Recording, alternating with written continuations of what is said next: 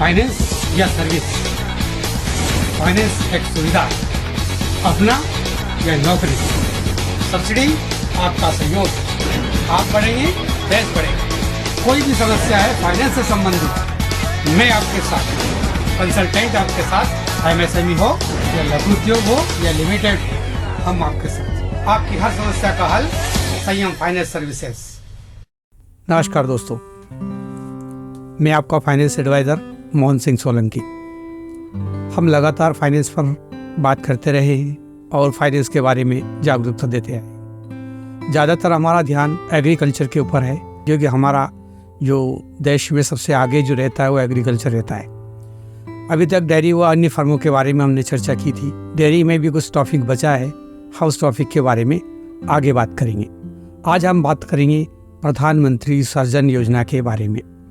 प्रधानमंत्री सृजन योजना जो आप में से बहुत सारे लोग जानते हैं और बहुत सारे लोग नहीं जानते हैं। दोस्तों, कई बार हमारे दिमाग में आता है कि योजना मतलब हमारे लिए नहीं है, योजना मतलब बड़े लोगों के लिए है, योजना मतलब कोई बड़ा व्यापार करने के लिए है, लेकिन योजना ऐसा नहीं होता। प्रधानमंत्री सृजन योजना है यह शिक्षित युवाओं के लिए है। अगर कोई युवा पढ़ लिख करके आता है और अगर उसके पास हर व्यक्ति को नौकरी मिले, ऐसा संभव नहीं है। समाज का विकास होता है एक दूसरे के हाथ बढ़ने से। हम जैसे जैसे हाथ बढ़ाते जाते वैसे समाज का विकास होता है। इसलिए भारत सरकार योजनाओं का क्रियान्वयन करती है और क्रियान्वयन इसीलिए किया जाता है कि उसके माध्यम से नव युवाओं को सहायता मिले और नव युवा आगे की तरफ बढ़े। पहले तो मैं आपको योजना के बारे में बता देता हूँ। पीएमएजीपी प्रधानमंत्री सृजन योजना है, वो पहले 25 लाख रुपए तक थी, जिसमें 10 लाख रुपए सर्विस सेक्टर के लिए था और बाकी का 25 लाख रुपए मैन्युफैक्चरिंग यूनिट के लिए था। अब इस योजना को बढ़ा करके भारत सरकार ने 50 लाख कर दिए हैं। 50 लाख में से 20 लाख रुपए सर्विस सेक्टर के लिए है और 50 लाख रुपए की अगर योजना है तो मैन्युफैक्चरिंग यूनिट के लिए है।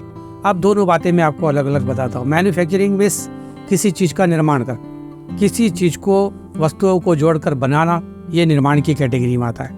निर्माण में चूँकि मशीनें लगती है, निर्माण में चूँकि सेटअप जमाना होता है, फिक्स एसेट ज़्यादा होते हैं, इसलिए उसको विनिर्माण कहा जाता है। निर्माण में 50 लाख की योजनाएं हैं। और सर्विस में हम किसी काम को आदान प्रदान कर देते हैं। मान लीजिए आपने एक हार्डवेयर का शॉप खोला या किराना स्टोर खोला या डेयरी खोला, आपने कहीं से माल परचेस किया, उस माल को अपनी दुकान में स्टोर किया और उसको आपने खर्ची में बेचना शुरू कर दिया, ये सर्विस में आता है। या आपने किसी के लिए हेल्प, किसी एक मान लीजिए सिविल वर्क है, इसमें जैसे सैंडिंग चलती है, मशीन चलती है, ट्रैक्टर चलवाने के लिए आप देते हैं, ये सब सर्विस सेक्टर में आता है। किसी को सर्विस देना जो आता है वो 20 लाख तक की योजना में है और मैन्युफैक्चरिंग करना ये 50 लाख रुपए तक की योजना में आता है। दोस्तों, पहले हम लोग फॉर्म भरते थे और कंप्लीट करके डीआईसी को सुपुर्द करते थे, लेकिन अब इस योजना में बदल गया है, सारा ई हो गया, ई फॉर्म। हम सब चीज़ ईमेल के द्वारा ही प्रोसेस में डालेंगे। इस योजना के लिए जो मेन दस्तावेज सेम पहले थे वही रहेगा। मिनिमम 10वीं पास आवश्यक है अगर मैन्युफैक्चरिंग यूनिट आप लगा रहे हैं तो। अगर आप मैन्युफैक्चरिंग यूनिट नहीं लगा रहे सर्विस में तो 8वीं पास भी इसमें ले लेते हैं, लेकिन निर्माण के लिए 10वीं पास होना अनिवार्य है। अगर इससे ज़्यादा अगर आप पढ़े लिखे तो बहुत ही अच्छा है, जिससे आप समझ सकें। दूसरा, ये 10वीं पास के साथ साथ अगर आपने कोई डिप्लोमा किया है, कोई ट्रेनिंग की है, ITI किया है, तो आपके लिए बहुत ज़्यादा फ़ायदा है। फिर आपको DIC जिला उद्योग केंद्र का ट्रेनिंग करने की आवश्यकता नहीं है। उस ट्रेनिंग के आधार पर भी ये फाइनेंस आप ले सकते हैं। और अगर आपने ऐसा नहीं किया है तो इसमें ट्रेनिंग के लिए जिला उद्योग केंद्र 1 सप्ताह की ट्रेनिंग देता है। उस सर्टिफिकेट के आधार पर ही ये फाइनेंस बैंक भुगतान करता है। दोस्तों, इसके लिए मेन चीज़ें जो आपको समझना पड़ेगा, पहले हम चलते हैं निर्माण की तरफ।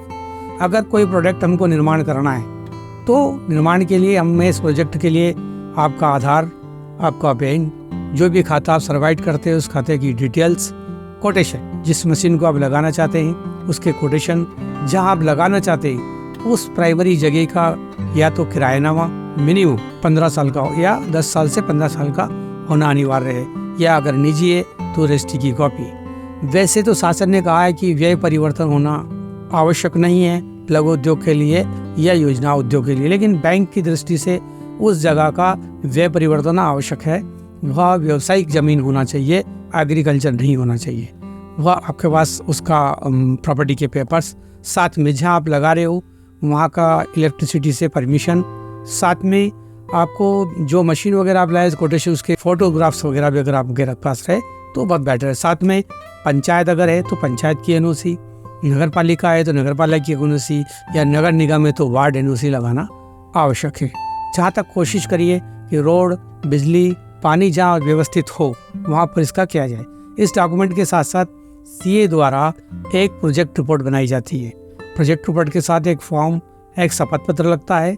इस शपथ पत्र के साथ इस प्रपोजल को कंप्लीट होने के बाद आपको ऑनलाइन इसको जिला उद्योग केंद्र को भेजना पड़ेगा। वैसे ये सबमिट करने के लिए और भी विभाग है, खादी ग्राम आयोग, खादी ग्राम बोर्ड, जिला एवं व्यापार केंद्र, ये सब इसके अंतर्गत आते हैं और इनमें से आप किसी को भी सबमिट कर सकते हैं। भारत सरकार ने इसकी एक कमेटी बना दी है। जिस भी विभाग में अगर आएगा प्रोडक्ट तो उस विभाग से सब मिल करके फिर मीटिंग में जाता है और पास होकर के जिस बैंक का आपने बताया उस बैंक में इसको भेज दिया जाता है। एक और सुविधा के लिए इसमें व्यवस्था की है जो पहले से भी संशोधन है। पहले जाति वाइज सब्सिडी था, अब प्रावधान बदल गया है। 35%, 35% आपको सब्सिडी मिलेगी। आप किसी भी जाति के हैं, आप महिला हैं, आप पुरुष हैं, किसी भी कैटेगरी में अगर आप हैं तो आपको 35% सब्सिडी इसमें मिलेगी। साथ में दोस्तों इस योजना के लिए मैन्युफैक्चरिंग यूनिट की आवश्यकता है, तो मैन्युफैक्चरिंग में 50 लाख के लिए जाए, अगर सर्विस में तो सर्विस में जाए। अब हम बात करते हैं कि अगर ये यूनिट ग्रामीण में लगता है, क्योंकि ज़्यादातर मैन्युफैक्चरिंग का जब भी नाम आता है तो हम शहर की तरफ आते हैं, पर ऐसा नहीं है। ग्रामीण में भी कुछ प्रोडक्ट है जिसके ऊपर आप मैन्युफैक्चरिंग कर सकते हैं, जैसे कैटल फीड, गाय भैंस का चारा। सेकंड, एग्रीकल्चर में जो पाइप होता हो, एचडीपी हो, पीवीसी हो, एलडीपी हो, ऐसे पाइप की जो है वो भी मैन्युफैक्चरिंग में ग्रामीण में आप कर सकते हैं। साथ में छोटे छोटे जो देखा होगा मिस्त्री होते हैं, कारपेंटर्स होते हैं, वो लोग सर्विस सेक्टर के अंतर्गत इस फाइनेंस का फ़ायदा ले सकते हैं। वह जैसे अपन पकड़ लेते हैं सिविल वर्क, अगर एक मिस्त्री का काम करता है, उसका भी बेटा पढ़ा लिखा है, वो अपने पिता के साथ ही चलना चाहता है, तो वो साथ में इस योजना का फ़ायदा ले और सेंटिंग, लिफ्टिंग आदि मशीनों के साथ में सर्विस इसमें देना शुरू करे। अगर वो 15 लाख या 10 लाख या 20 लाख की अगर उसकी प्रोडक्ट होती है तो उसको 35% सब्सिडी मिल जाएगी। तो ये एक बहुत बड़ा सपोर्ट मिल जाएगा और वो आगे बढ़ जाएगा। अब बात करते हैं बैंक की। ज़्यादातर लोग जो होते हैं वो बैंक के पास आकर के हिम्मत हार जाते हैं, क्योंकि बैंक किसी भी योजना हो या जैसा भी हो, अगर व्यक्ति डायरेक्ट जाता है बैंक मना कर देता है। बैंक मना करने का कारण ये नहीं है कि बैंक आपका प्रोजेक्ट देखा और बैंक ने बोला हम नहीं कर पाएंगे, ऐसा नहीं। वो इसलिए बैंक मना करता है क्योंकि आप जब प्रोजेक्ट रिपोर्ट बनाते हैं तो उस प्रोजेक्ट रिपोर्ट को आप लोग को पढ़ना पड़ेगा कि आपने प्रोजेक्ट में क्या, प्रोजेक्ट में आप जो काम करने जा रहे हैं उसका विवरण। वैसे अगर देखा जाए तो हम एक मामूली सी चीज़ों के ऊपर आपको समझाएंगे। रोटी बनाना, ये भी एक प्रोजेक्ट रिपोर्ट बनती है। रोटी बनाने की एक प्रोजेक्ट रिपोर्ट होती है कि आटा होगा, आटे में नमक कितना डलेगा, पानी कितना डलेगा, कितना मिलाया जाएगा, आटा कैसे कंप्लीट होता है, फिर उसको कैसे लेई बनाई जाएगी, फिर रोटी उसकी बेली जाएगी, सिकाई किया जाएगी, सिकाई कितनी कैटेगरी में होना चाहिए, फिर घी लगाया जाए, फिर आपकी थाली के अंदर आए।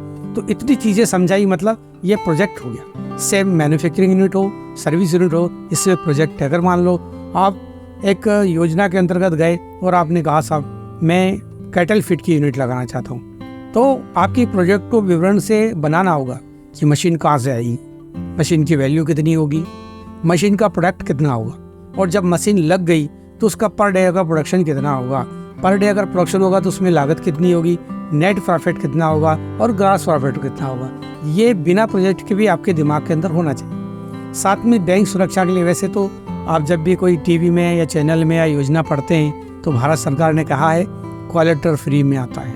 मैंने इससे पहले आपको जानकारी एमएसएमई की दी थी कि एमएसएमई क्या चीज़ है, लेकिन कोलेटरल फ्री आप जब भी आता है तो लोगों के दिमाग में ये नहीं आता कि भारत सरकार हमारी मदद कर रही है। लोगों के दिमाग में आता है कोलेटरल फ्री मतलब देना ही पड़ेगा बैंक। ऐसा नहीं है, बैंक की अपनी भी जिम्मेदारी है। योजना बनाना भारत सरकार का काम है, योजना का क्रियान्वयन करना भारत सरकार की मशीनरी है, जैसे जिला उद्योग केंद्र, खादी ग्राम बोर्ड, खादी कायम आयोग, नाबार्ड, बहुत सारी ऐसी योजना जो हर योजना के साथ जुड़ा हुआ, जैसे पशुपालन विभाग, मत्स्य में मत्स्य विभाग, हर योजना के साथ एक विभाग उन्होंने कहा इसका क्रियान्वयन करिए कि कैसे बनेगा, क्या होगा। इसके बाद ये इन दोनों का पार्ट है, लेकिन तीसरा पार्ट इसमें बैंक का है जो इम्पोर्टेंट है। उसके बाद आपका पार्ट है। तो बैंक का पार्ट इम्पोर्टेंट क्यों है, इसके बारे में मैं आपको एक सामान्य जानकारी दे देता हूँ। बैंक की जिम्मेदारी है कि अगर आपको लोन दिया तो वो यूनिट चले, और वो यूनिट चलने के लिए जब तक आपका अपना कुछ नहीं लगेगा, आप यूनिट में ईमानदारी से काम नहीं करेंगे, ऐसा 99.9% होता है। जब आपका अनुदान उसमें होगा तो आपको चिंता होगा। जैसे आज हमारे पिता के पास हम जाएं और उनसे बोले मुझे 200 रुपये चाहिए, पिता जेब से निकालेगा, आपको देगा। आप जाएंगे मार्केट में, आप ये वो खा पी के आधे घंटे में बराबर करके आ जाएंगे, लेकिन आपके पिता ने वो 200 रुपये कम से कम 4 घंटा काम करने के बाद कमाए। पर यही पैसा जब आप कमाएंगे और आपसे कहेंगे 200 रुपये खर्चा करें, तो आप बड़े विचार करेंगे, मेरे महीने में इतनी सैलरी है, 200 रुपये में मैं ये कर सकता हूँ। सेम पिता का जो काम करता है वो बैंक का है।